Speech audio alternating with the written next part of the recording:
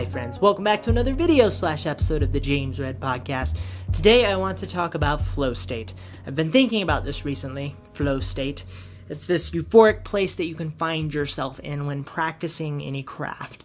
And I suppose it's an alignment between skill, focus, and enjoyment.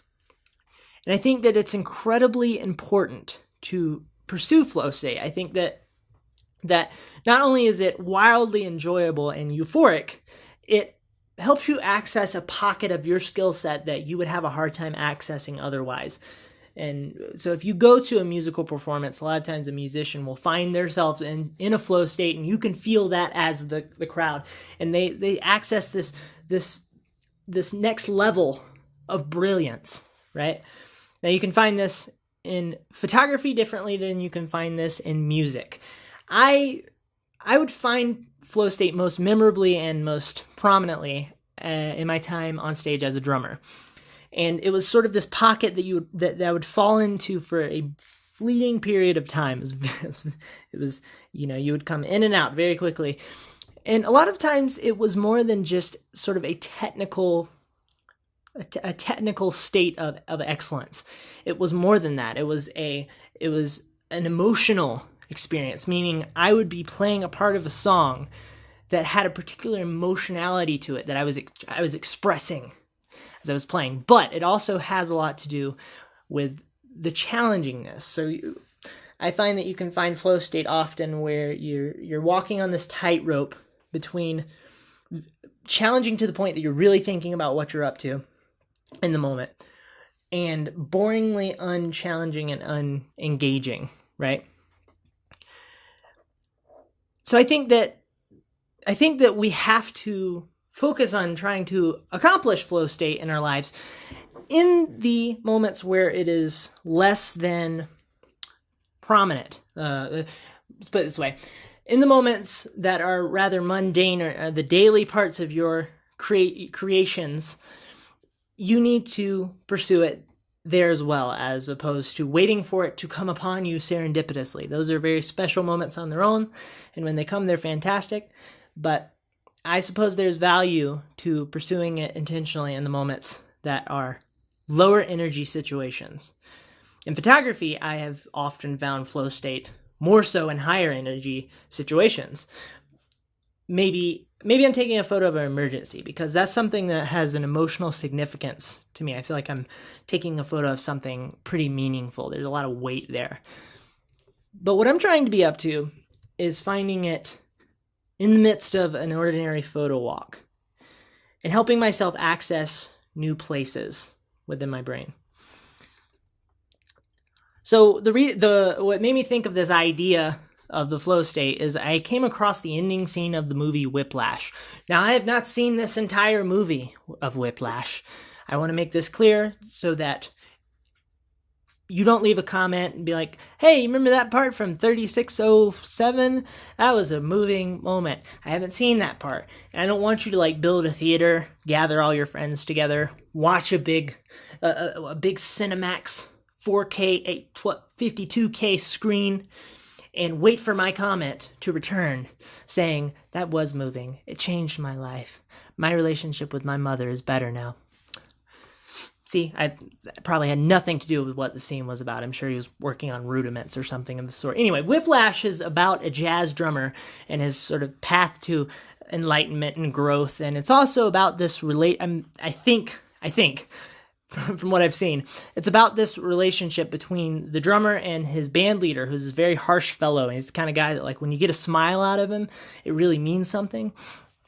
So the ending scene is the drummer and the band leader at a musical performance, the final performance. You often find these in drummer movies. The band leader is standing before the crowd with his microphone, like so, as one holds a microphone. And he's speaking to the crowd, and he's saying, we're going to take it down a notch, or something along these lines. As he's in the middle of speaking to the crowd, the drummer starts on this crazy drum solo / groove of jazziness, and then tells the band to come in with him. The band leader is livid, And the drummer is having this very emotional experience as he's moving through the music, and it's sort of this interplay between the leader and the drummer, as well as the drummer and himself, right? So, incredibly emotional experience for the drummer. He's already in this place of intensity.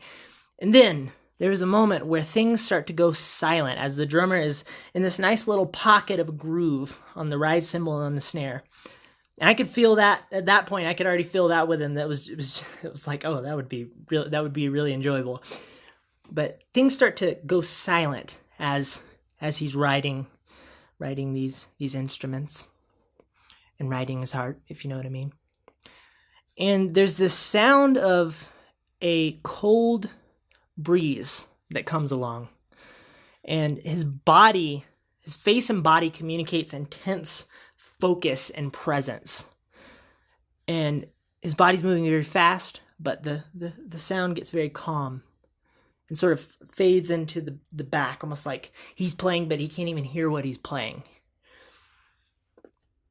He's covered in sweat. His ear's covered. There's like a scene where the shot where the sweat's dropping off of his ear. There's sweat on the cymbals. He has blood on his fingers, which often happens as a drummer in a particularly intense type of situation. It's beautiful. You don't even feel the pain. You could probably break your pinky and continue on in a beautiful performance, and later on realize you didn't even know when it happened because you broke the pinky, but that happened to be the moment where you just came down this beautiful, everybody stands up and cries, and then later on you realize, oh, my pinky's on the floor. Well, so you see him fall into this pocket of alignment, and it is the most beautiful representation of the flow state that I've ever seen. It's so well done. I don't even know if it was meant to signify the flow state. It's sort of the climax of the entire movie in a sense. It's kind of crazy. I don't even know if that was what it was meant to signify, but I felt it as that. And I'm pretty sure that was what they were trying to be up to. I love it when art doesn't tell you what it's trying to be, by the way. So it gets a little bit theatrical, the scene. Like, there's a part where he's doing a drum roll really fast, and he slows it down, and like the leader's looking into his eyes, and they're having this moment. He slows it down almost to stopping, and he starts going faster and faster. It was a little dramatic and theatrical for my taste as a drummer and as a moviegoer. But anyway, what you can find in a flow state is an improvisational fountain within you. It's almost like your brain gets out of the way and lets the other side of your brain take over completely. We have a hard time getting out of this sort of intellectual zone into a what's the word? You're not thinking, you're experiencing, right? Your presence. It's presence. I also came across the audition tape for the kid who played the kid in E.T. today. I was wondering how I was going to sort of wrap up what I was talking about on this video. A lot of times what I'll do is I'll have a good framework at hand for what I'm trying to be up to, and then I will go, it's not finished yet. I don't know what it needs. And then I throw papers around. I kick out windows. I toss my dog out the window.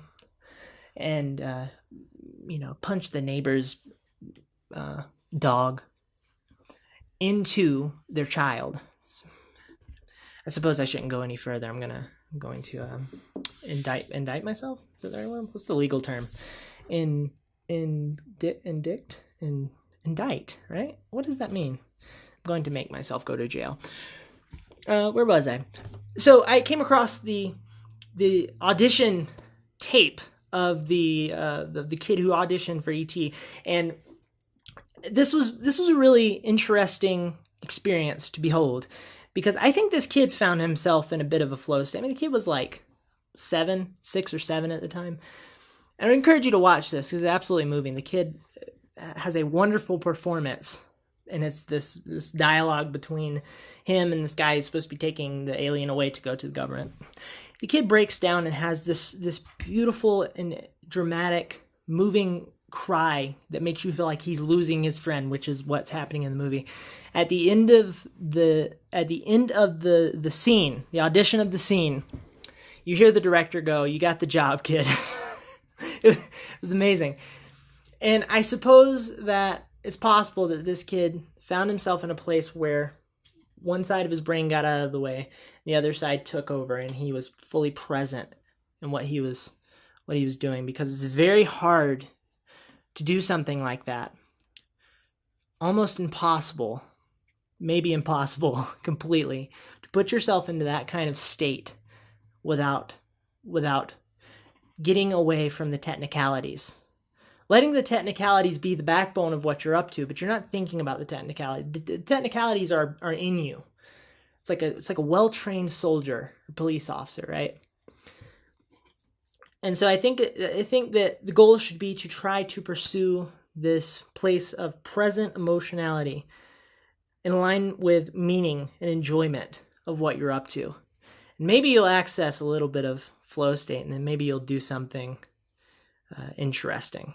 So how do you make it happen more in everyday life as a photographer who is going on photo walk number 372 of your week? It's a lot of freaking photo walks. Remember, you are striving for an alignment of things. That is what the flow state is. I would love to hear your thoughts. Thank you so much for watching and or listening. Hope you have a lovely day. Goodbye.